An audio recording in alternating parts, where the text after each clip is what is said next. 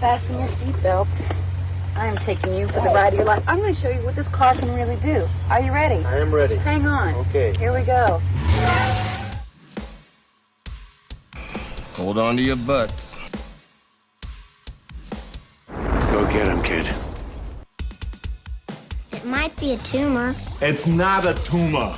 Not a tumor at all. F. You're going to ask me. So you can go ahead and ask me what you're going to ask me. And my natural response could be to get offended. Hey, want to hear the most annoying sound in the world?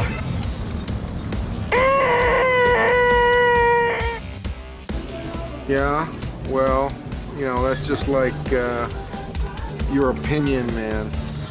All right. You're listening to the 30-something movie podcast. One movie each week, 30 years in the making. Hey, it is the 30-something movie podcast. Ooh, coming in a little hot there. Maybe that was exuberant for the start of the podcast. I don't know if I feel the way I sound. Dude, man, I'd go with it. And Okay. I just want to go as an aside. I think it's been watching the How to Train Your Dragon shows or whatever. But whenever my daughter is bicycling now and she's like pedaling to beat the band, like going down a hill, like I'm not sure if she's going to make the turn at the bottom of this hill. She just lets out with coming in hot, blowing out snot, and just going to beat the band on her bicycle. And the thing is, she'll like go down the hill, and like make the turn, but then you have to use like the front lawn of the person at the bottom of the hill, like use their front lawn to like make the apex of the turn. But that's what she yells, coming in hot, blowing out snot. And I think it's from the How to Train Your Dragon thing. Nice. I may use that now when I take that roundabout that's near where we live. Oh yeah. I might take that roundabout a little fast sometimes, and maybe I'll just yell that out the window the next time I do that. I think you should when you start to hear the tires squeal, like, oh, losing traction. Uh-huh. Sometimes I run down the hallway at school, so I may have to use that at that moment. Yes. Do it. I'm using it at every faculty meeting. That's what I'm doing. I'm going to hold you to that. That's right, man. That's right. Jeff, do you still play do you honor my memory and still play the Patron Saint of Adrenaline? I haven't in a while. Okay. I should, though. I should. That's a great I think I got it on a playlist. Yeah, that's a good one. I always like to just yell out the higher and higher part. St. Elmo's Fire. It's usually it's part. I used to play it at the beginning of the school year during some classroom activities. Yeah, it was on my playlist. And I would just, when I was in my prior classroom, not around any others except for Tanya, I would just turn the stereo up and just let the tunes fly. Now I'm around a whole bunch of other classrooms. Got to be respectable and all that. So. Losers. I did that last year. And I got a text message from one of the tech director, that says I tripped out the audio alarms or audio limits or whatever, and that I needed to turn my music down. Yeah. That's good. Yeah.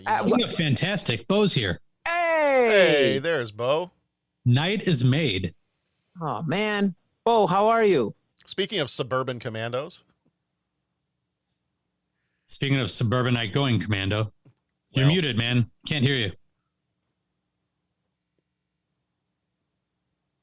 Better for you guys that I'm muted, trust me. Well, maybe. It's never better for me when you're muted. What is the thing, Bo, you guys always say when you're so kind and I'm just like rambling and it's just like, okay, I fell asleep while I'm talking and I got to just be quiet. And you guys are like, it's okay, Pat. It's an audio medium. If you didn't talk, we wouldn't have a show. Right. So it's fair. I'll reciprocate, Bo. If you were on mute, we wouldn't have a show. This isn't the this isn't the French Mime podcast. So thank God, because those things are creepy. Which pivots us into our movie for today. Hey, let me help you out, brother. Oh, it's supposed to be like a level 10 force field.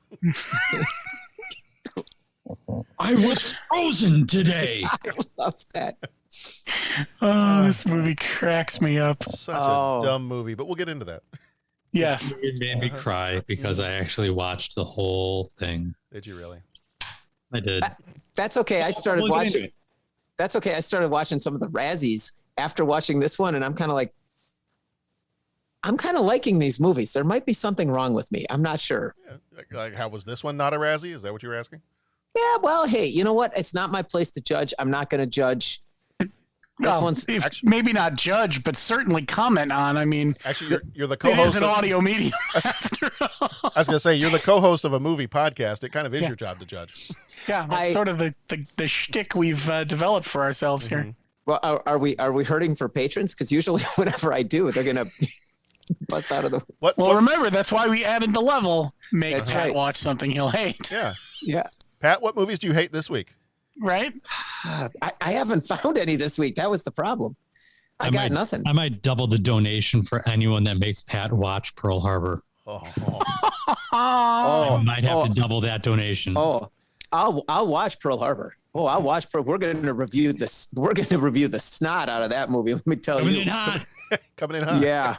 Oh yeah. So Pat, we're going to. There's a song that you'll appreciate. I don't know why I watched this. It just happened to be something that I don't know. It popped up as like, you may also enjoy this. I'm like, I know I will. It's real stupid, but I know I will. I just recently watched Team America: World Police. Oh wow.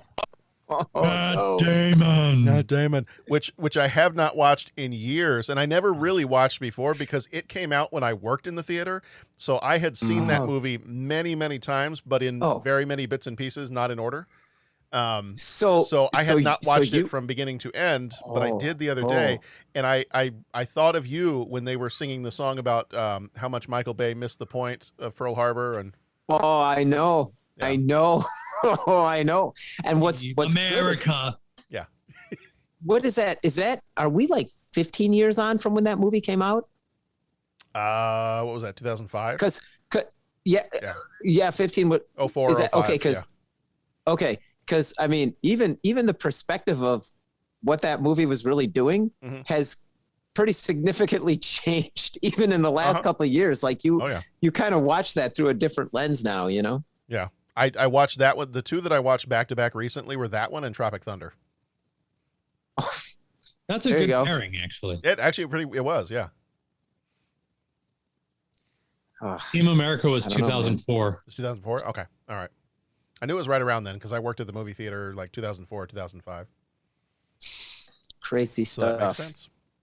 All right. Well, we are here tonight. We have the fabulous foursome here because we are here to talk about a movie in which two men sit down for a lovely dinner at a restaurant and talk about the philosophy of life and the theater and I'm sorry guys. That's my notes for our Patreon episode. This time it's Suburban Commando. It's a nice place to live. But I wouldn't want to visit. Yeah. Suburban Commando is not what I just described. But we'll get there because we all watched it. And sometimes that's the best you can say is that we all watched something. Yeah. Yeah. I will preface it by saying I love this movie as a kid.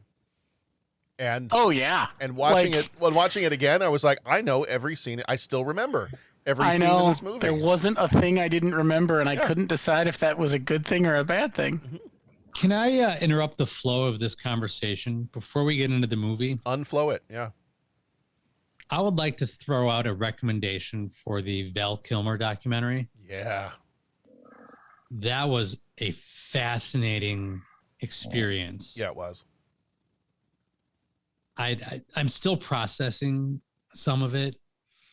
I think I texted you guys about it when I was starting it, and just what a real experience. This, very raw, very emotional. I wasn't sure how I was supposed to feel about him. Did he want me to feel bad for him because of what he's going through, or not because of the seemingly inner peace that he's found now in his life? I don't know, but it was such a, at times, difficult journey to watch as his son narrated for him. but it's on Amazon Prime. It's called Val. It's definitely worth checking out if you guys haven't, if our listening audience hasn't yet stumbled across that. Go check it out. Well, and a lot of, like, I mean, without spoiling too much of the documentary, but I mean, a lot of tragedy in his life. But I will say, for me, when I was watching it, the part where it kind of hit and I was like, oh man, that just, I don't know. It started to get tough to watch, was when he's already at the point where, you know, he's gone through his cancer and his procedures, and he's in Austin, Texas, and he's signing autographs. And he just looks so exhausted. And you can tell, he even says later on, he's like, I don't like doing this stuff. Like, I don't like this whole autograph thing. I don't like this side of it. But then the fans also remind me of like why I did some of this stuff in the first place. And he just looks tired. And then there's a scene where he's at like I think it might be San Diego Comic-Con, and he's signing autographs. And he's telling me, I got to take a break. And they're pushing him to do like a few more autographs. And then I think he turns at one point. He's like, I got to go lay down. And then he just turns and like throws up because he was feeling so sick. And I'm like, you just, you know, you don't, there's all those people waiting in line to get their autograph. And they just, a lot of times you don't see that person as a human being. And like, that was hard to see him in the state he's in anyway, because of, you know, the cancer that he had, but then just, you know, how as an actor, he was so full of life when he was younger, and now everything is a struggle. What got to me a little bit was, I think probably in the same scene, was the, for lack of a better word, demand that the fans had of like how he should autograph their thing. Yeah. Like, I want you to write this and say this and put this and write this. And like, dude, look at him. Let him put his name on it, smile, and kindly walk on. But like, one after another was like, can you please write this to my best buddy in the whole world? I am dangerous, or whatever. Like, I don't know. Can I be your wingman? Wait. You can be my wingman. I hope they didn't have him write, that's right, I'm dangerous, because that was Maverick's line. No, they were having him write like, you can be my wingman. And okay. Yeah. I was going to say, if they did that, that'd be like a double jerk move. Well, you know, I think, you see that kind of stuff, and, you know, sometimes you forget that, like, they're real people. You know what I'm saying? It's easy to forget that piece of it. And I felt terrible for him watching this, because he had so many things that he wanted to do throughout his life and his career, and a lot of them just never lived up to his expectations. You know, like, you know, wanting to be Batman, and then he talks about what it was like to play Batman, and wanting to work with Marlon Brando, and then when he finally gets to work with Marlon Brando, that broke my heart a little bit. Yeah, like, you know what did they say? Never meet your heroes. Yeah. Mm-hmm. And just the experience that he had with, or I guess I should say without Brando. Yeah. And how difficult that was. But I mean, and the fact that a lot of it's cobbled together by his own video footage that he shot on his camcorder. Like, that's kind of cool. Yeah. But, and the first time you hear him speak, because his son sounds just like him. Yeah. Oh, absolutely. His son sounds just like he used to. Yeah. Because when the whole thing started, when the documentary started, I was like, wow, he sounds really good. And then it points out the fact that his son is narrating the thing, and it cuts to Val, and, you know, pretty much has a trach. So sounds like he's with the voice box, and just, I don't know. It was a real slap in the face of reality at that point. And then the whole thing is just a journey into the real life of Val Kilmer. So yeah, I can't recommend the documentary enough. I hope it gets nominated for some things, and you know, definitely gets the viewings that it deserves, and he gets some of the recognition for his life and his career that he deserves. And I guess it's just been kind of overlooked by a lot of people for a lot of things. But anyway, I wanted to plug that. Amazon Prime. It's called Val. Go check it out. Yeah, I wanted to. It was kind of my intention to talk about it in one of our more recent episodes, but you weren't on, and I knew you had watched it, so I was like, I want to wait and maybe just talk about this for a few minutes once Jeff's on. So I'm glad you were here tonight. I'm glad I'm here too. All right. Well, we are talking about Suburban Commando this time around. Very, very quickly, we do spoil the movies we talk about, so this is pretty much your only spoiler alert. We are part of the Scene Stealers podcast network. This episode is sponsored by Scene Stealers International Convention Agent, who have a top-class roster of movie and TV stars ready to be booked now for your Comic-Con or event. For more information, check out www.scenestealersglobal.com. And actually, I believe the kid in this movie, Michael, played by Michael Faustino, is one of the people that you can book through scenestealersglobal.com. So, he's not a kid anymore, but you can go check him out there. He was also in the Monster Squad. But yeah, go check out their website, scenestealersglobal.com. And you can also visit our website, 30podcast.com.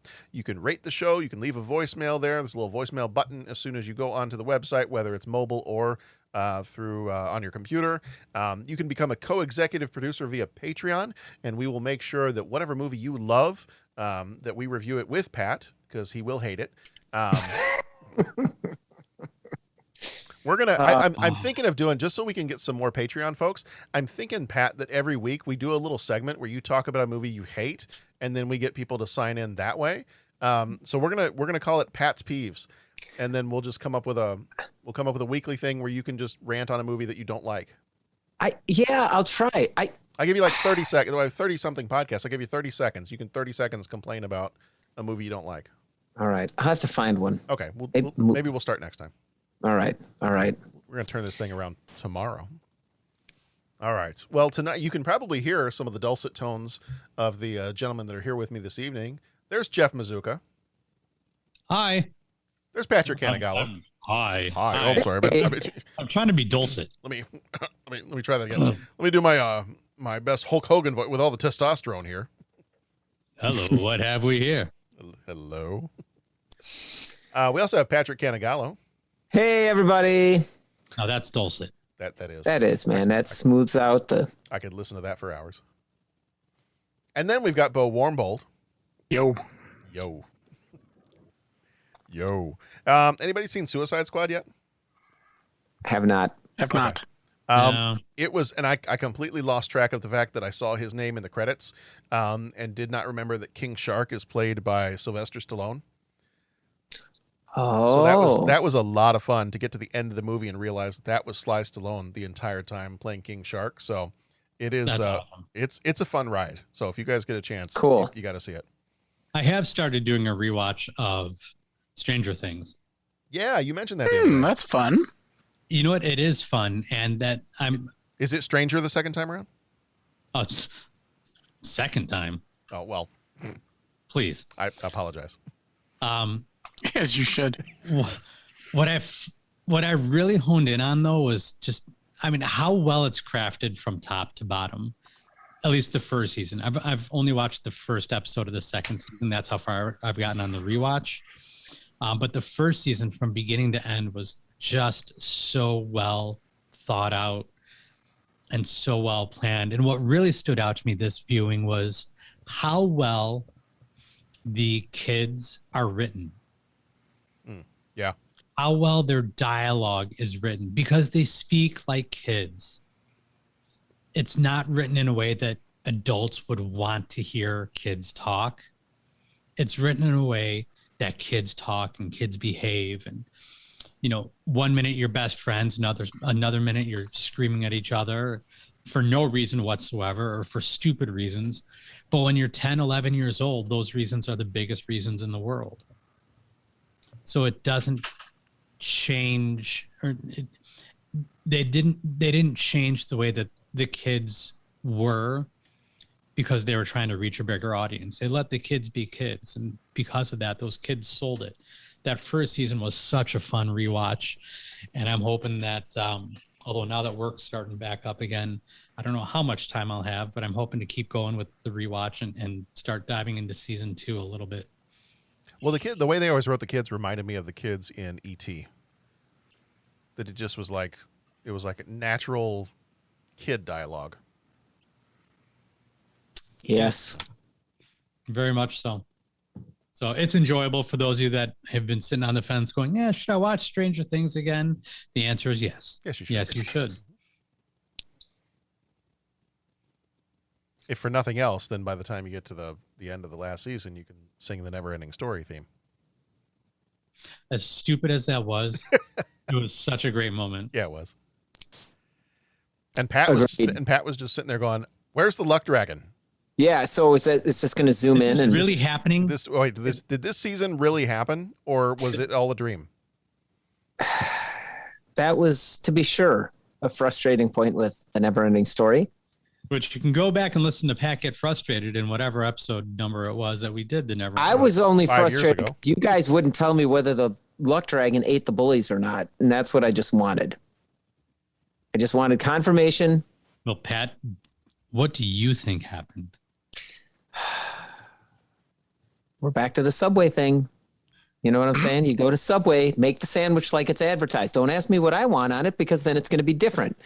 Then it's going to be the whatever teriyaki as interpreted by Pat. I don't want it interpreted by Pat. I'll go to my kitchen and do that, or I'll get a job at Subway. I mean, and it's like, make the sandwich. Let me have the sandwich. Then I'll alter from the sandwich, right? Then the next time I come back, then I'll say, oh, I'm going to have tomatoes on that.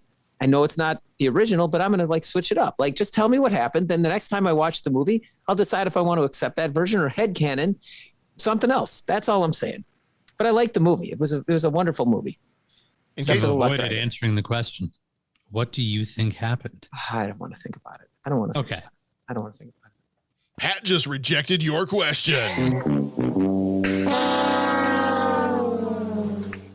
All right, if you want to go back and listen to that one was about 6 years ago, and it was episode number 15. I'm getting all wound up for the faculty meetings tomorrow. Look, I just don't want to think about it. Okay, I just don't want to think about it.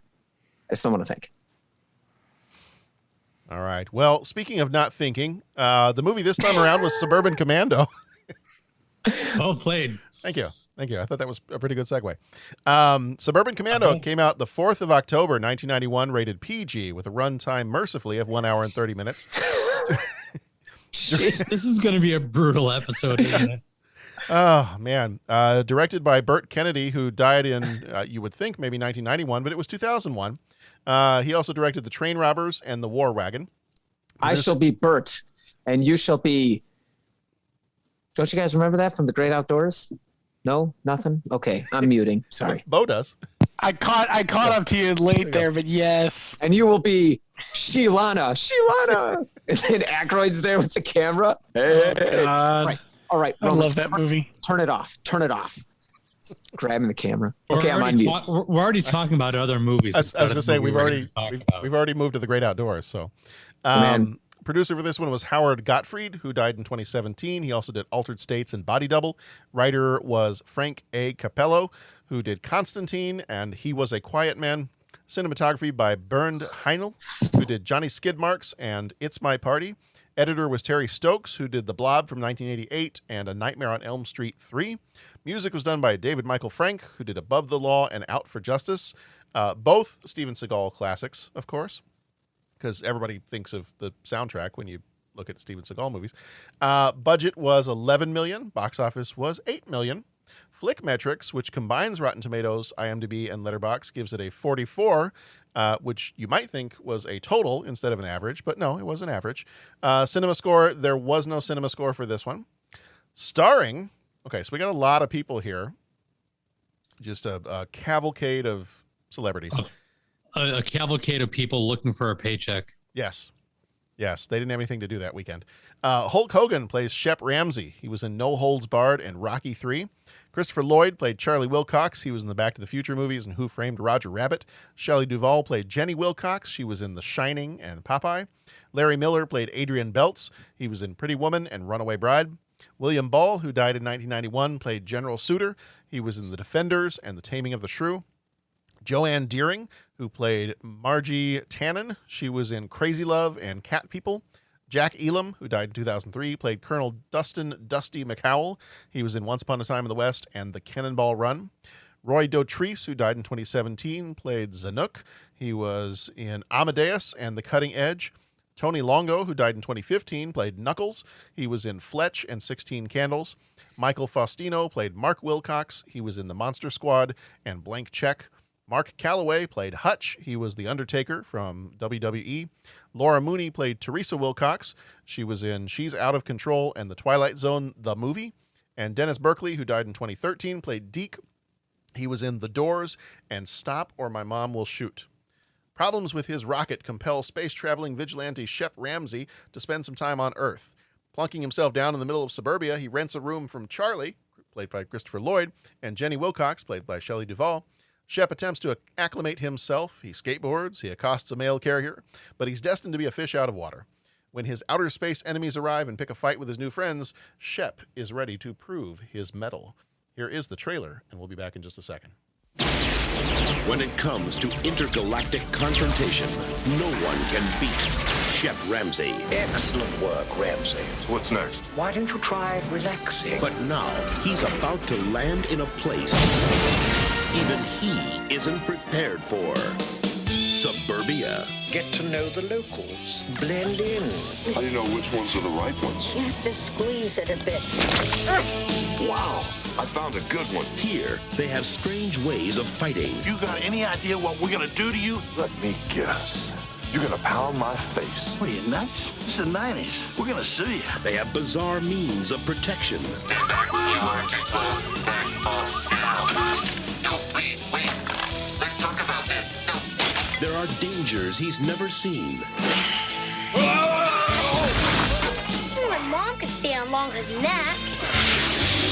And enemies he's never known. I hate suburbia. So you'd better not fake him out. Must be a K7 force field. I'll break you out of there. Glad I could help. Or take him on. For Hulk Hogan, it's no game. It's war.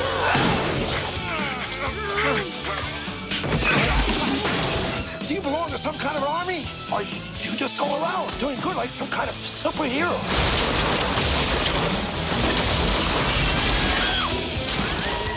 Hulk Hogan, Christopher Lloyd. I was frozen today. Suburban Commando. My cat. My cat. That's not my cat. Oh.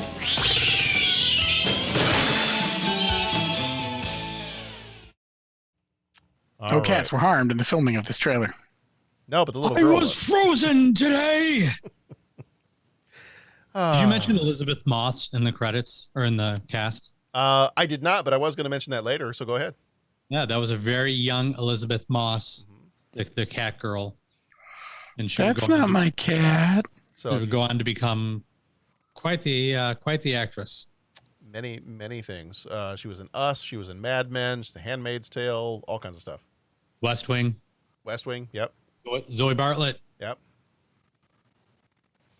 All right. Well, should we just jump to the 3 questions? I mean, we could. It's going to be a really short episode. We want the people to get their money's worth, even though this is free. All right. First question: how does and keep it family friendly? How does this movie make you feel? I'm amused. Okay. As a kid, I was excited. Like I was a huge Hulkamaniac, so as a kid, I was excited. I'm fine. Yeah. I mean, it's a harmless movie. You know, some funny gags. Upon rewatch, I would have to go with so severely disappointed. So is this okay? This question: is this the first time anybody saw this? No. First time I'd seen it. It was the first time you saw it, Pat? Yeah. Okay. All right. Right on. Very nice. I mean, I remember I was frozen today. This is the 90s. We're gonna sue you. I mean, I remember all that from the trailers, right? Yeah, man. So yeah, nice. First time. Okay. All right. Yeah, I vividly. We probably went to go see this in the theater. I I don't recall, but this seems like one that we might have gone to see in the theater. And as a kid, like, I enjoyed it. I was a huge Hulk Hogan fan. You know, I had all the Hulkamaniac stuff, and I don't know how many times I watched No Holds Barred, how many times I watched this one as a kid. Haven't seen it since I was a kid, so this is probably the first time in almost 30 years that I've seen this movie. But yeah, no, as a kid, I loved it. Love this movie. And the fact that it had the guy from Back to the Future didn't hurt either. I was like, oh, that's cool. It's got like two of my favorite things in one movie. But yes, upon rewatching as an adult, and Nora was with me when I was watching this one, and she wasn't completely paying attention to it the entire time, but every once in a while, especially at the beginning, she'd look up, she'd be like, are the visual effects supposed to be this bad? Yes. And I was like, well, yes. Yes, they are. Their budget was probably like $10 for the visual effects. You know, once you get Hulk Hogan, once you pay Hulk Hogan and Christopher Lloyd and yeah, it's probably supposed to be that way. So yeah, out of the mouths of children. Well, one of the interesting things I saw about this movie is it was originally intended for Danny DeVito and Arnold Schwarzenegger to do this, and then they went and did twins instead. Otherwise, it would have been Danny DeVito was going to play Charlie Wilcox, and Schwarzenegger was going to be Shep Ramsey. That's funny. So different movie, but that's funny. Yeah. I would have hoped if it was Arnold, I would have hoped there would have been a few more Terminator gags. Yeah. Well, and I'm always curious, like, how do movies like this get made? You know what I'm saying? Like, I'm curious because there was some stuff that was, you know, it was kind of cheeseball, but maybe that's what they figured. Like, what the heck? Let's just do it. You know, it's when Hulk Hogan is your star. I mean, that pretty much defines the type of movie it's going to be. Mm-hmm. So yeah, it's going to be cheeseball because you're not going to get much range out of. Well, sure. Hulk. Well, and part of my understanding of why this one got made, part of why it got made, is that when they did No Holds Barred, the idea was Hulk Hogan was the big deal in the WWF at the time. And when they did No Holds Barred, it was to introduce a new villain that was going to take him on in WWF. And so that's when they brought in Zeus.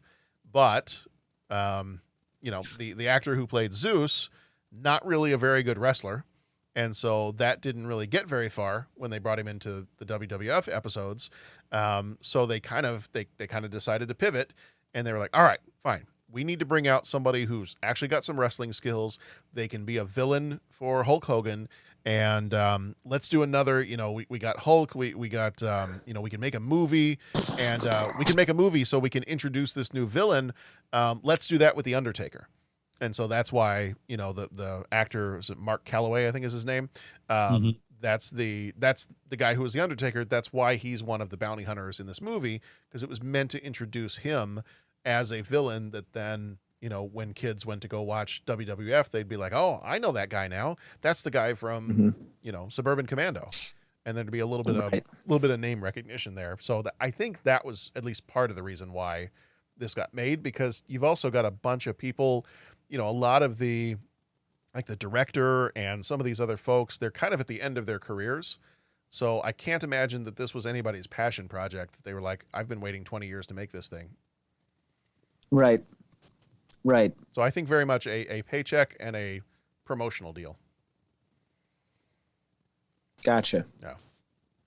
If I had to guess, I wasn't there, but if I had to guess. No, I think that makes sense. I mean, I don't have a better explanation as to why this got made. Yeah. So works for me. But they ended up not taking that angle with the Undertaker. No, because I think, I want to say something I read was that they ended up just going ahead and introducing him as a character in WWF anyway, even before this movie came out. So I think they kind of shifted. He made his debut at SummerSlam. I think so, yeah. 90? 91? It's probably 91. because this one came out in October of '91. So if it was SummerSlam, it would have been summer '91. Yeah. Well, remember when I was a kid, and totally into this movie. Yeah. Because I was huge into wrestling when I was a kid. Oh yeah. But I remember watching this movie, and then Undertaker makes his debut, and then I was watching the movie again at some point. I'm like, wait a minute, that guy looks just like the Undertaker. Yeah. And there was no internet for me to jump on and research, so no way to confirm your suspicions. Not easily. Yeah. No, I remember that too. I remember recognizing him in the movie because I had seen him before, and not the other way around. So kind of the basics, it's really not that complicated. The basics of the plot of this movie is that Hulk Hogan, or Shep, has supposedly destroyed General Suter, and apparently things have been very stressful, so he's told to just go relax a little bit, recharge your ship and just go chill out a little bit. Go find a place to chill out. And Earth is pretty close by, so he's going to land on Earth and just take a little vacation for a few weeks. And then obviously he gets himself into some different situations and beats up a mime and flings cats out of trees and like you do. Things like, as you should. A mime is a terrible thing to waste. Oh, I'm disappointed. I didn't see that coming. Yikes. It's not even my line, but it's so rare that I get to drop that one. There you go. I'm proud of you. Thank you. I pulled that out of Men in Tights. There you go. There it is. So do you have this whole kind of fish out of water thing, and then we've got all these little different vignettes of him going through and obviously punching the mime and squeezing the melons and all kinds of other stuff. Is that I see that look on your face, Pat. Yes. Do you have a favorite moment of those different situations he kind of gets himself into?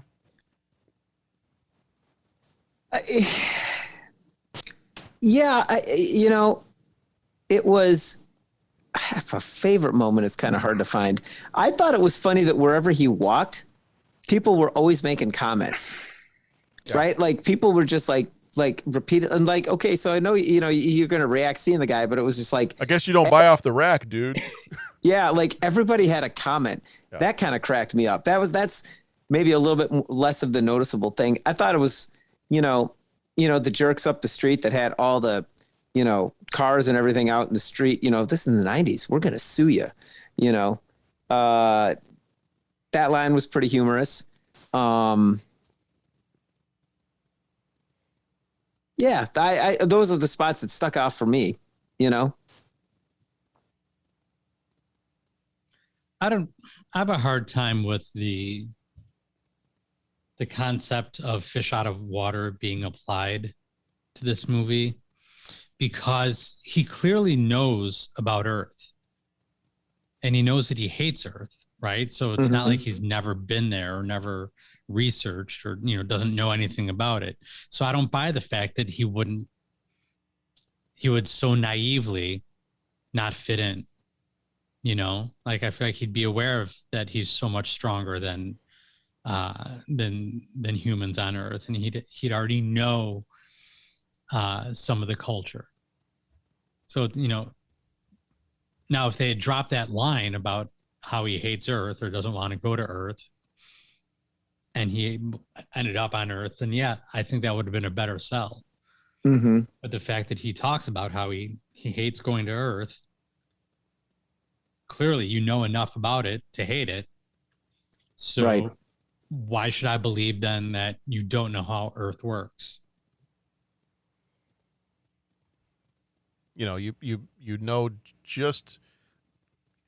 Not enough to try to cut the mailman's arm off, but when you're giving directions, you know what a driveway is, enough to tell him just turn in the driveway here, stuff like that. A few inconsistencies, perhaps. Yeah, I mean, it was. I mean, I think it goes without saying, it was there to kind of show off Hulk Hogan. right? Just kind of, hey, there's Hulk Hogan. And if you enjoy watching him, if you can get a kick out of it, you'll enjoy it. Christopher Lloyd is great. It's always fun seeing Christopher Lloyd do his thing. I was frozen today. It's like I said, the whole, odd couple pairing. Did it work? Did it not? I think that was just kind of not within the purview of the movie. I think it's just supposed to be like, dude, that's Hulk Hogan. That's cool. You know what I'm saying? I think that's kind of all the movie asked for. Mm-hmm. Yeah, that whole trivia bit about how Schwarzenegger and DeVito were approached. This movie doesn't lend itself to having that odd couple feel to it. They don't, those two characters don't do enough in this movie together to have that, enough of those odd couple moments. Mm-hmm. So, if you want to put Schwarzenegger and DeVito in this movie, you're not going to get the same chemistry as that you got out of Twins, because Twins was written to have that odd couple feel to it. And yes, and Twins, I'm going to just basically say exactly what you just said. I just realized that. Yeah, Twins, I mean, there was a whole interesting story about discovering in your family and this, see our discussion on Twins, right? We did Twins, right? Oh, yeah. Yeah, okay. Right. Like I said, of course. I remember doing that. Yeah. Just like you said, though, Jeff, like this story is dude from outer space lands on Earth and zaps people with the ray gun. Well, actually, he didn't zap people with the ray gun. Christopher Lloyd zapped things with the ray gun, and that's what brought the other guys in. But it's easy, I think, with that as your subject matter. It's easy for this to kind of become something that you would see on like an MST3K broadcast, right? Like it was enough cheesy. And I got to admit, that's when I started bumping on not in a bad way, but just like, oh yeah, is this another bug hunt? He makes kind of I don't know if it was intentional, but in my mind, it was a reference to Aliens. They're using PKE meters to track things down. And I want to say that wasn't it. Like there were. Yeah, they reused props from Masters of the Universe. Like they definitely. That's what it was. Yeah. The guns, the ray guns or something. Yes, we did do Twins, episode number 176. Right. I remember it like it was yesterday. That was 3 John, years. it'd be great if you had memorized the episode numbers for everything. It would be, That'd wouldn't be it? awesome. That'd be awesome. Oh, wait, you're talking to me because John has them all memorized. Sure, yeah. Surely you can't be serious. Got a mind. Don't call me Shirley. That's another show. Got a mind like a steel trap. I just can't get into it. I'm on the wrong side of the steel. Yeah. In these little moments, these little pieces of him kind of walking around town and doing his thing. I mean, I guess I'm a little sadistic. I got to go with the one where he's flinging the cat out of the tree and then flinging the girl out of the tree. Yeah, that's pretty funny. Like, I remember, and Nora, even like that was her favorite. She was cackling the entire time that happened. I was like, okay, this is my daughter. Yep. Did this movie need more Christopher Lloyd? I think it needs more for his character to do. Okay. Or more development for his. I mean, the characters are all very two-dimensional. Yeah. Right. There's no depth to any of them. They are what they are, and the relationships between any of them are not believable in any way. Like, again, it definitely gives you that feeling that so many people were looking for a paycheck. Mm-hmm. Yeah. Like, between Christopher Lloyd and Shelley Duvall, like, no, I don't buy that at all. Between the kids and the parents, no, don't buy that at all. There was a point at which a scene came back towards the end, and the kids were like, "You're the greatest, Dad," and I was like, "Where have these kids been the entire movie?" Right? Wait, he has kids? Mm-hmm. Yeah, I don't know. Yeah. Seemed very, very haphazardly put together. Yeah, this movie just doesn't work when you're an adult. Is there anything that it could have done other than, developing the characters more, anything like that? Is there anything else this movie could have done that you think would have made it better? I mean, clearly developed the characters better, but.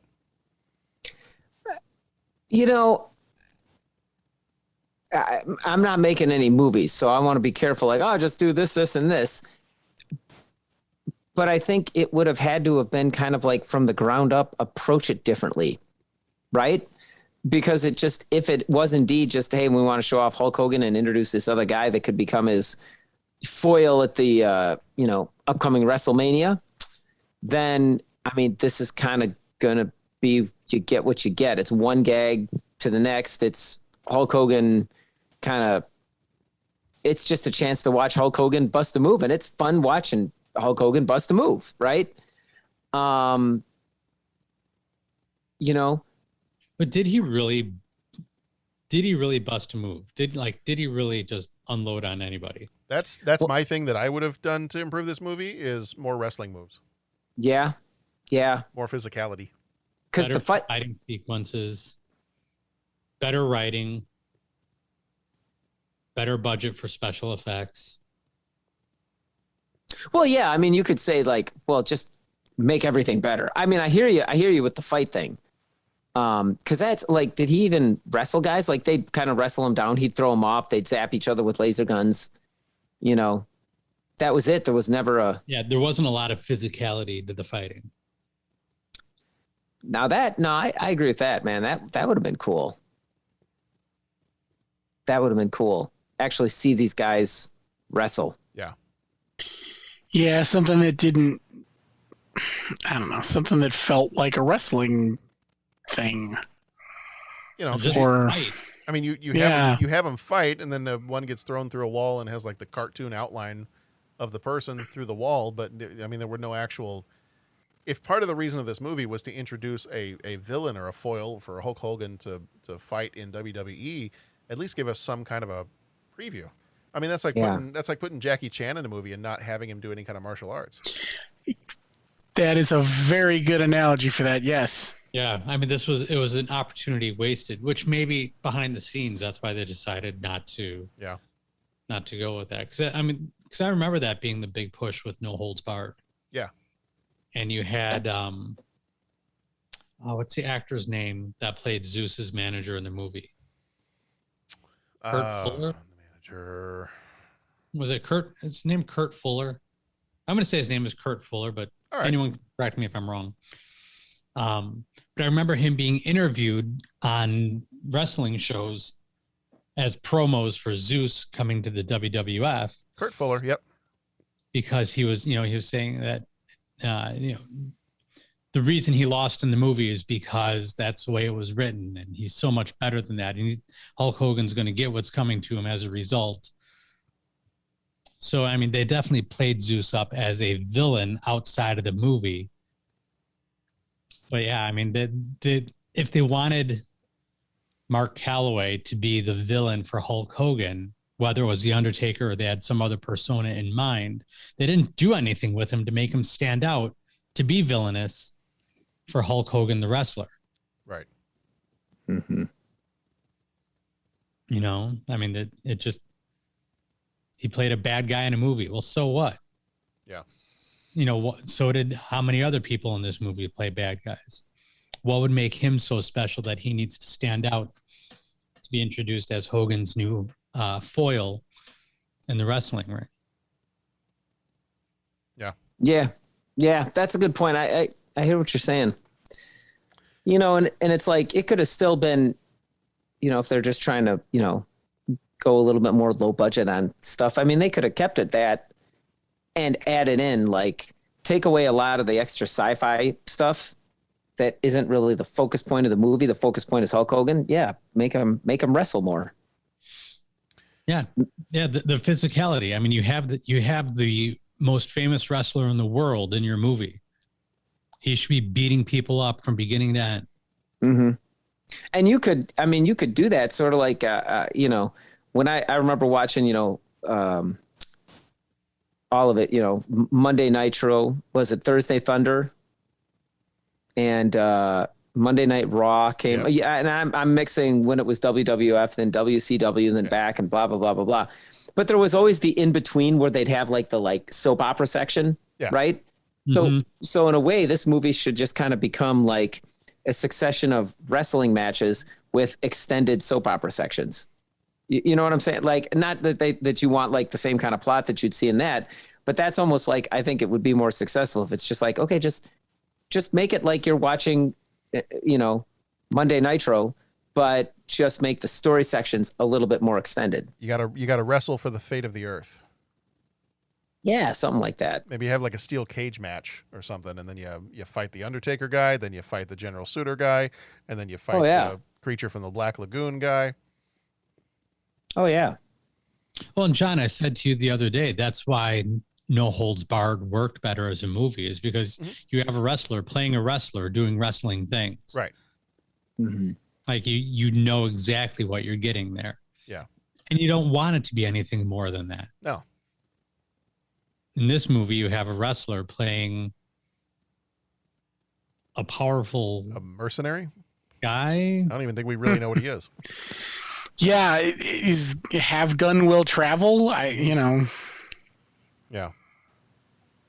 Like I said, the whole fish out of water thing just didn't work in ways that, you know, I've seen it work really well in other movies of the same nature too. Right. Like, you know, what's the Vin Diesel one where is it the babysitter? Is the babysitter, or was the Tooth Fairy one was The Rock, wasn't it? I think Rock was Tooth Fairy. Yeah. I think it was a babysitter. I think Vin Diesel was, you know, was a babysitter one. The pacifier? Or maybe the pacifier. Yeah. Something like that. Like, oh yeah, that sounds right. Yeah. But I mean, that worked really well because you have this, you know, this militia guy, an entirely new realm of life that he's not accustomed to. Yeah. So it worked. So it is possible to make these things work. These concepts of fish out of water work. They tried to make it work in Suburban Commando, but they set themselves up for it not to work by having the whole bit of dialogue telling us that he knows about Earth and he doesn't like Earth. Yeah. Yeah. Well, you know, the one thing that would have, I think, maybe fixed this movie for me is if they would have brought in the writers from No Holds Barred, because we did talk about this earlier, and I don't feel like you can have a Hulk Hogan movie without the quality kind of writing you got in No Holds Barred. So this, I've got a clip of something that I think would have helped improve this movie for me. I think I know where this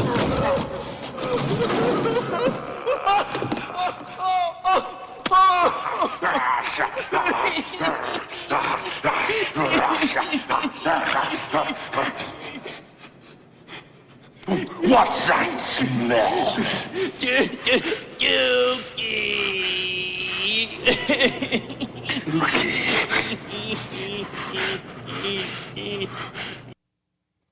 I hate Dookie. What's that movie? Dookie. I'm sorry, I meant Suburban Commando. Anyway, are we ready for 3 questions? I feel like we barely talked about Suburban Commando. Well, and I mean, this is me coming off of listening to how many episodes that I have of you guys covering great films, hour and a half, 2 hours at a time. Oh yeah. Now it's like we talked about Suburban Commando for 20 minutes, and that's about 20 minutes too long. We've really got nothing more to say. There we go. Actually, here, I didn't mean to bring this up, so I don't want to miss this part. What about the villain? So General Suitor. How did you feel about General Suitor? I know as a kid, like I thought that was kind of cool. Like now as an adult watching this, I'm like, now, where's the explanation as to why he's a lizard man? Like why?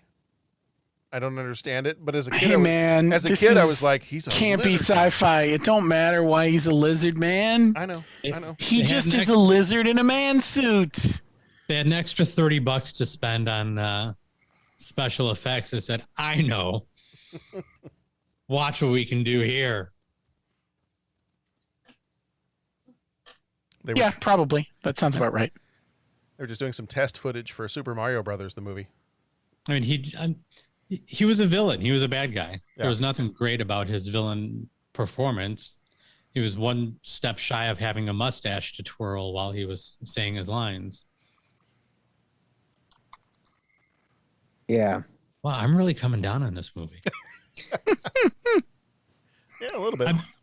I'm not as personally offended by it as it's coming across to be. Yeah. Well, and same thing. Like when I'm watching the movie, I'm not sitting there like, man, this thing is terrible. I mean, it is, but I'm watching the movie and I'm like, oh, this is not good. Like, it's still funny, and I'm still gonna watch this, and I'm watching it with my kid, and she thinks some of it's funny too. But I'm watching. Oh, because as a kid, it is funny. Oh, it is, and it's. I mean, I think that's unfortunately the truth. Maybe, yeah. Well, but this is definitely a kid's movie because Hulk doesn't get a love scene in this one like he did in No Holds Barred. So this is definitely a kid's movie. Got you looking. But no, I had fun watching this movie. It's still a terrible movie, but I had fun watching it. Yeah.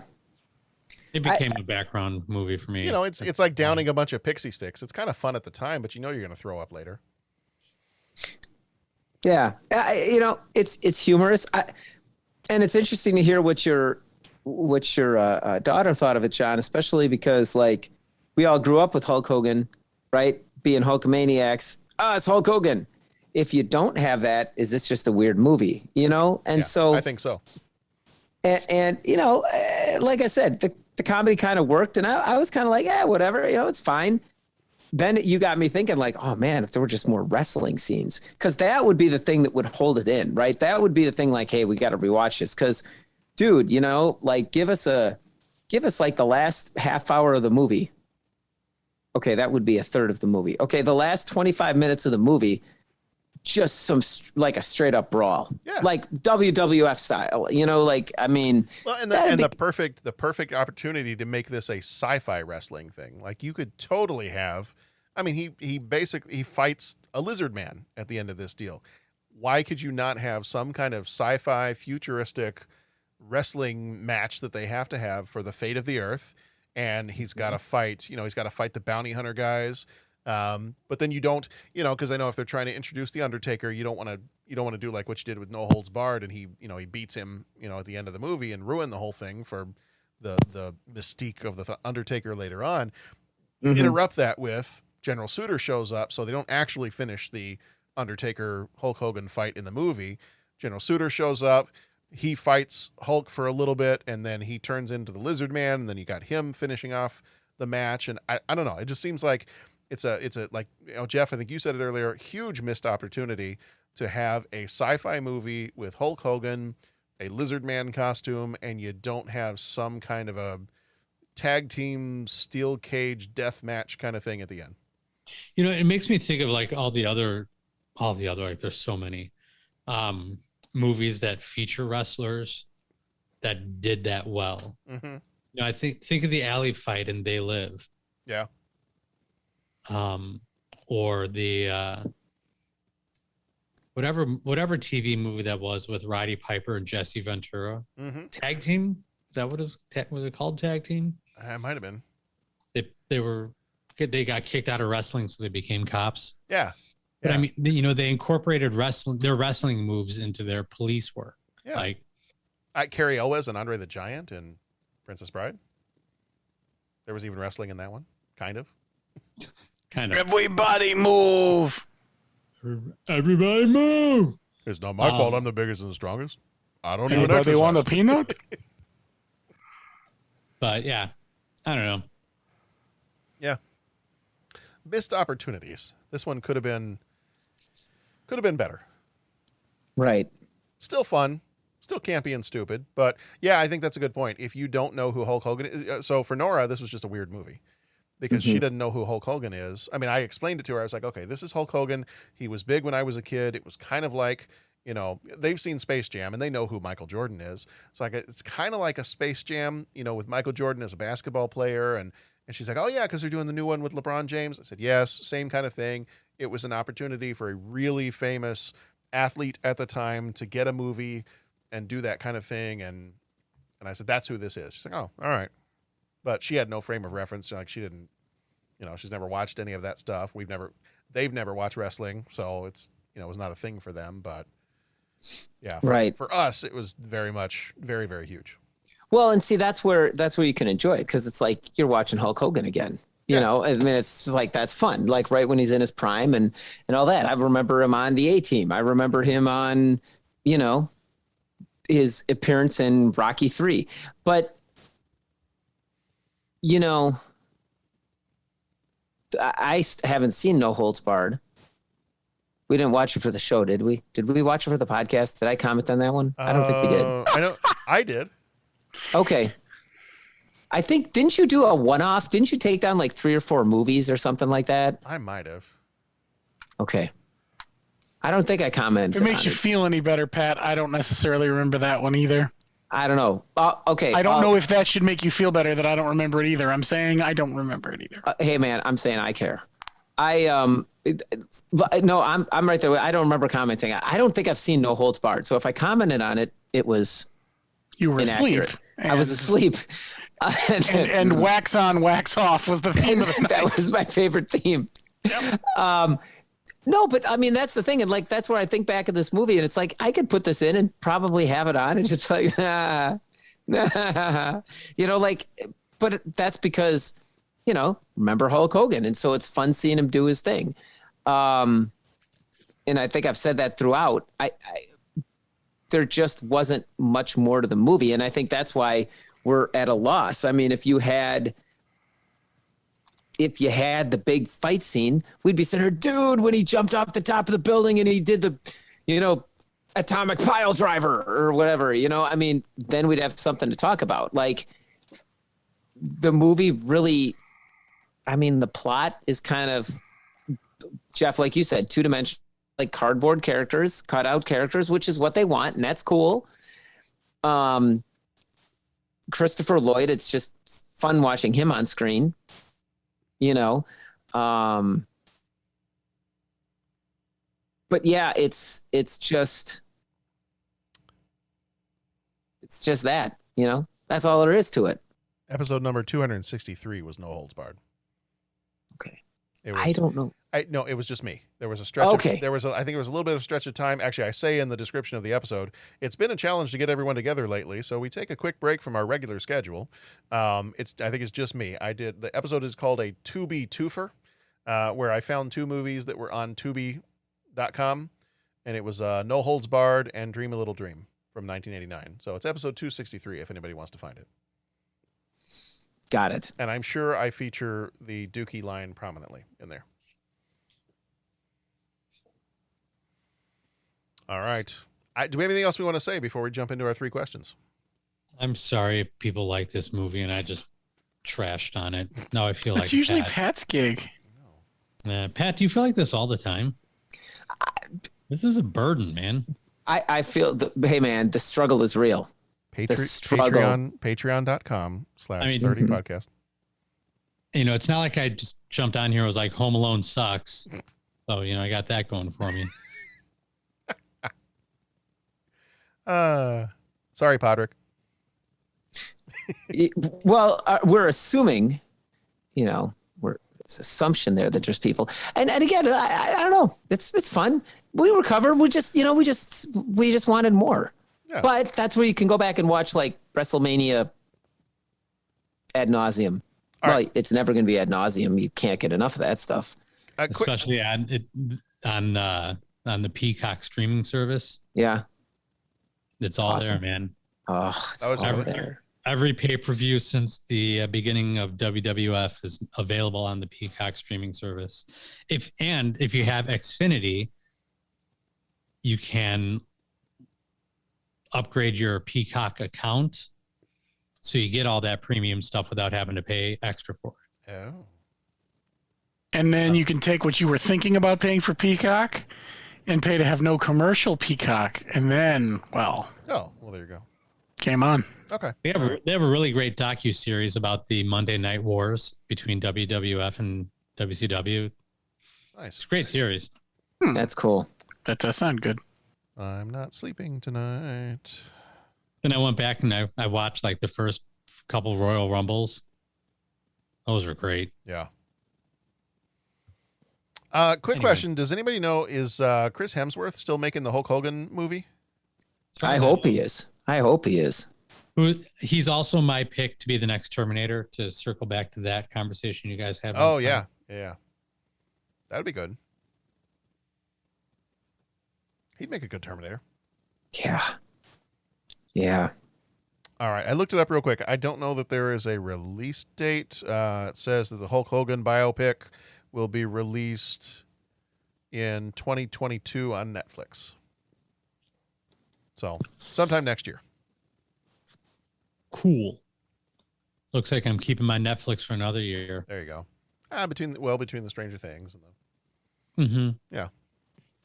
They got rid of Jeopardy. That was a big no-no in our house, but Cobra Kai. Well, yeah. Yeah. Camp Cretaceous. Yeah. Those were good too. I did watch most of those. Oh, they were great. They were a lot of fun. Yeah. All right. We ready for 3 questions? Okay. Let's do it. Yeah, man. He asks each traveler 5 questions. 3 questions. 3 questions. It's impossible to answer. Impossible because you don't know the answer. Nobody could answer that question. I want to ask you a bunch of questions. I want to have them answered immediately. What you just said is one of the most insanely idiotic things I have ever heard. At no point in your rambling, incoherent response were you even close to anything that could be considered a rational thought. Everyone in this room is now dumber for having listened to it. I award you no points, and may God have mercy on your soul. All right. Question number 1. Who was your favorite pro wrestler when you were a kid? All right. Hulk Hogan was mine. Yeah. Yeah, Hulk Hogan. Sort of seems like the low-hanging fruit, but I think it's true. Yeah.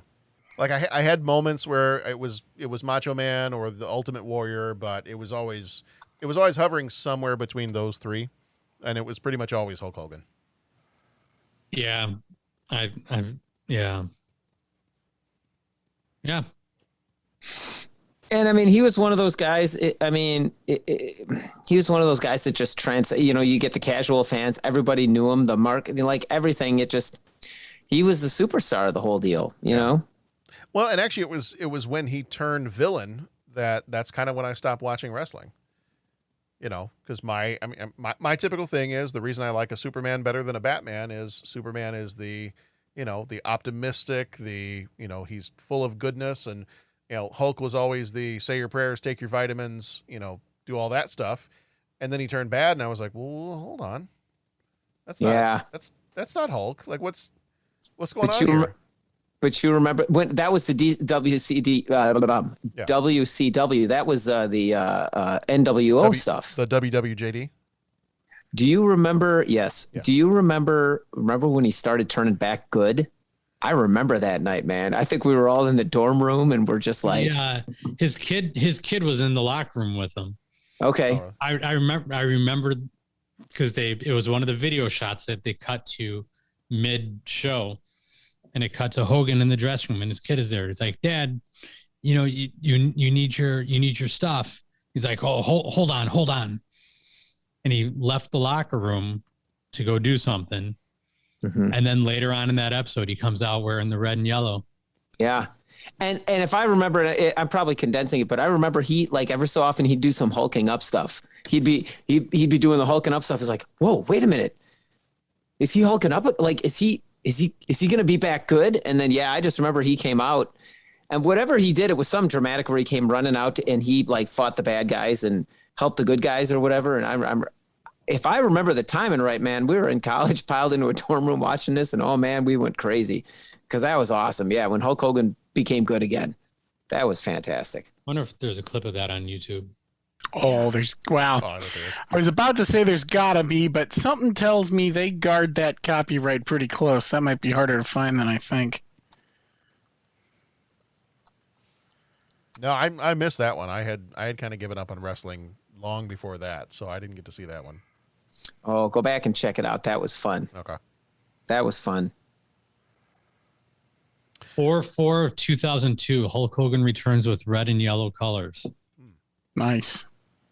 Oh, see, then. Well, yeah, 2002. Wait a minute. I was out of college by 2002. There was something where he went, like he became the good guy again. There was something where he did that. There was one of the nights, and I thought it was back in the 90s, late 90s. And like I said, and I don't remember if he came out, but he started doing the Hulk up thing, or the listen, you know, where he'd do this and he'd gesture for everyone to cheer and they'd go crazy. And then he was. This says Hulkamania returns Nitro, 9th of August, 1999. Yeah. That would have been it. That would have been it. Gosh, Monday Nitro. Nitro. Monday God. Nitro. Remember that? That brings back memories. I don't remember which. So I had, like John, there was a point when I sort of stopped watching, but I think it was Monday Night Nitro. It was either Monday Nitro or the Friday show, and I can't remember its name either right now. Mm-hmm. But it was on before something else I would watch. I think this was when they were running it on the Sci-Fi Channel. All right, guys. I got a video clip here. Oh, nice. What do you got for us? Here, I can't. It might be the same video. Is this the Hulkamania returns? Sting, Goldberg, Hogan versus Nash. Okay. Yeah. I don't know if I can hear it from your computer, so let me play it on mine. Then we'll get it on the recording. I think I got it here. Was one of the shows live? He is back! Hogan! He's back! Oh, it's been a long time since I've seen him in that yellow. Look at him standing! Many of them wearing yellow. They're running yellow's back! He's American! It's on again! Ladies and gentlemen, on this night, Monday, August 9th, 1999, Hulkamania has walked back into your living room. It's just the beginning of another era right now. I can feel it. I can't hear you. The fans are too loud. Can you hear me, Tony? I can't hear you either. Let's just listen. He gets in the ring where he goes to like each of the corners and does the, puts his hand up to his ear. Yep. And, Yep. Yeah. Yeah. That was outstanding. I love how how he comes down to the ring. I have no idea, never know what he's actually saying, but he's like always talking to somebody, pointing and turning around, and I don't know. Yeah. It cracks me up that he's always like, I'm sure it's supposed to be something like, I'm going to break you in half and throw you over the rope, but I'm coming for you. But it's fun to think like, or it could just as easily be, hey, brother, do you want to get a beer after this? How about we go out for a nice sandwich, brother? We'll rip it in half and we'll each have some. It'll be great. I like a nice mutton, lettuce, and tomato where the mutton is nice and lean, brother. Well, you know something, Mean Gene. Wow, there's a blast. Oh, my gosh, this is crazy. My mom used to, speaking of wrestling, my mom used to absolutely hate the character of Brother Love. So usually every Mother's Day, I'll send her a quick little clip of him going, I love you. And she absolutely hates it. But I do it every year. Such a good son. I try to be. All right, question number 2. Did you ever have a skateboard as a kid? No. That would have been bad for lots of reasons. I did, but I couldn't skateboard to save my life. No. I think we had 2. We found them in a garage sale, so we got them and then proceeded to never skateboard ever. And there were the plastic ones too, not like the ones that came out in the 90s. Yeah. The bigger, wider ones, like thick strips of plastic. Yeah. Like just as wide as your foot, basically. Yeah. Yeah. Mm-hmm. Yeah. Mm-hmm. I got one in the 90s. I got one of the actual wider skateboards. Mine was like a neon green and purple with a skateboarding, dressed very 90s like dinosaur on the bottom of it. And no, could not skateboard to save my life. The only time I ever rode this thing was because in our neighborhood we had the neighborhood kind of went up a hill a little bit, and so I basically just stood on the skateboard at the top of the hill. I kind of pulled a Bart Simpson trying to jump the Springfield Gorge. I just started at the top of the hill, stood on the skateboard, and just rode the thing down. And when I ran out of momentum, that's when I picked up my skateboard and walked back up the hill. That was the extent of my skateboarding. Yeah, I had a skateboard, wasn't very good at it. I liked riding my bike more. Yeah. End of story. End of line. That's all I have to say about that. All right, question number 3. That boy ain't right. What superhero or warrior or hero or villain has the best armor?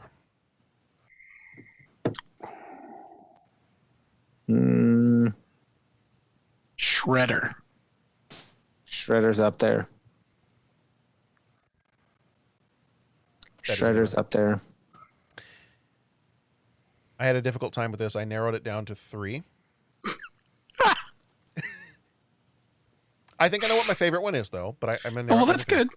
I put Mandalorian because it's just. Oh yeah, that's pretty awesome. I was just thinking Boba Fett. Yeah. There you go. Yeah.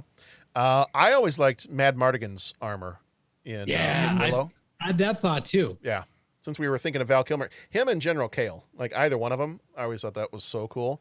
General Kale's helmet was awesome. Yeah, it was. Yeah.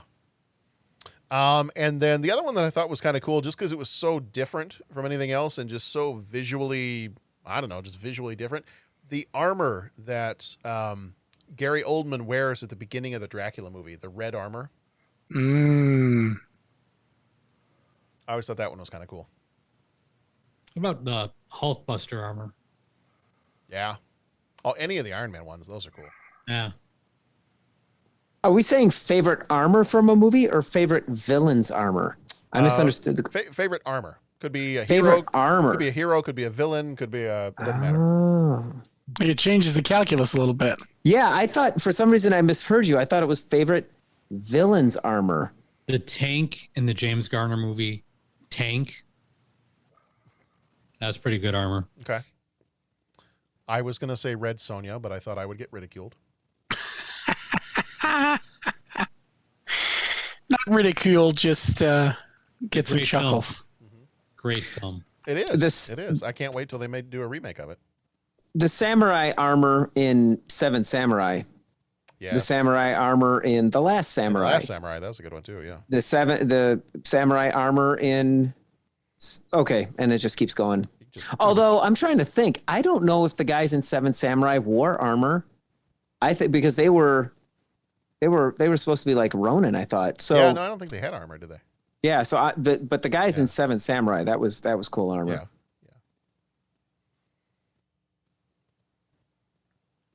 Hulk Hogan and Suburban Commando. That was pretty good. Sure. Looked like plastic. If you want the muscle enhancers. All right. I was frozen today. All right. Did I get an answer from everybody on that one? Bo, did you say yours? Shredder. Yeah. Oh, Shredder. That's right. That's right. And Pat, did you decide on one, or did you just say everybody's armor in every samurai movie ever? Yeah, I'll say Last Samurai. Okay. Because honestly, as I got talking, I think a lot of those other ones I was quoting, they weren't wearing armor. Okay. All right. So I thought there for a minute you'd go for some of the Lord of the Rings stuff. Lord of the Rings stuff is pretty good. Although even in that one, I mean, they're wearing some cool armor. But then I guess the elves wear armor. See, but most of that movie, they're wearing more just yeah, cloth traveler's garb. You know what I'm saying? That's true. All right. Well, that is our last of our 3 questions, and that's going to do it for Suburban Commando. And hey, you know what? We talked a little bit about Val, the documentary, but if I wait 30 more seconds, we eked out an hour and 20 minutes talking about Suburban Commando, guys. We almost did the entire length of the movie. Not sure. I'm not sure how I feel about that. But yeah. Bo's response is the correct one, so thank you. To be fair, though, we didn't talk about Suburban Commando for the entire time. Well, no, because then we'd have to put an ice pick through our skulls. Not That wrong. is also the correct response. It's rough in here tonight. This is a rough bunch, is what I'm saying. Well, you know. I didn't have a connection to this movie as a kid, and I enjoyed it. I mean, Yeah. you know, Hulk Hogan, but Like I said earlier, I enjoyed it. It's still a terrible movie, but I enjoyed watching it. mm-hmm. All right. Well, that's going to do it for this time. This is the 30-something podcast. We are at 30podcast.com. We're at 30podcast on most of the social medias. You can leave us a voicemail by going to our website, and there is a little teeny tiny voicemail button there that you can click. Don't forget to check out our sponsor and the rest of the shows in the Scene Stealers podcast network. Go over to scenestealersglobal.com. Our next episode's coming up. We've got in the month of September. So this ends, this brings to an end our month of August. And in September, our Patreon episode is My Dinner with Andre from 1981, reaching its 40th anniversary this year. And then we've got Jungle Fever, White Fang, Dead Again, Frankie and Johnny, Beauty and the Beast. October, our Patreon is Evil Dead from 1981. We've got Silence of the Lambs, Freddy's Dead, The Final Nightmare, Sleeping with the Enemy, and The People Under the Stairs. So you can join us for those. Looking forward to some of those as we get on into the next couple months. Silence of the Lambs. Hello. Some Chianti and fava beans. Hello, Clarice. Yes, and actually, Silence of the Lambs. We might do an episode with the Shirley podcast guys for that one. So, oh, nice. Movie was That'd be fun. That'd be awesome. Yeah. They, I'm intrigued. They had a movie that they wanted to compare it with, so that we would do Silence of the Lambs, and then a comparison with another movie. Oh dear. So I'm really, I'm curious what their comparison. Yeah, I mean, without. Well, what the heck? I can spoil it a little bit. They had a comparison with the movie M that they wanted to make, Silence of the Lambs. So I'm curious to find out more. I've never seen them. Okay. So yeah. So we may do that. We'll find out. We'll find out in October. Interesting. Yeah.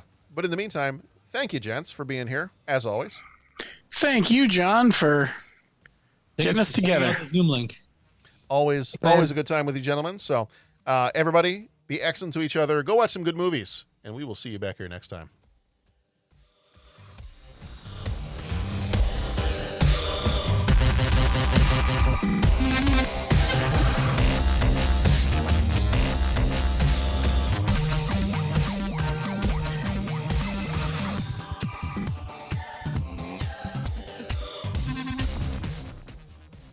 There's nothing quite like playing a bunch of like heavy metal music and watching a bunch of guys that are balding or have short hair try to headbang.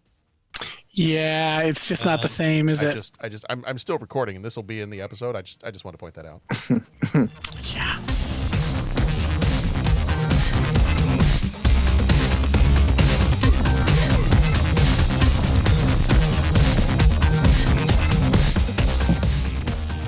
Now I'm not going to headbang.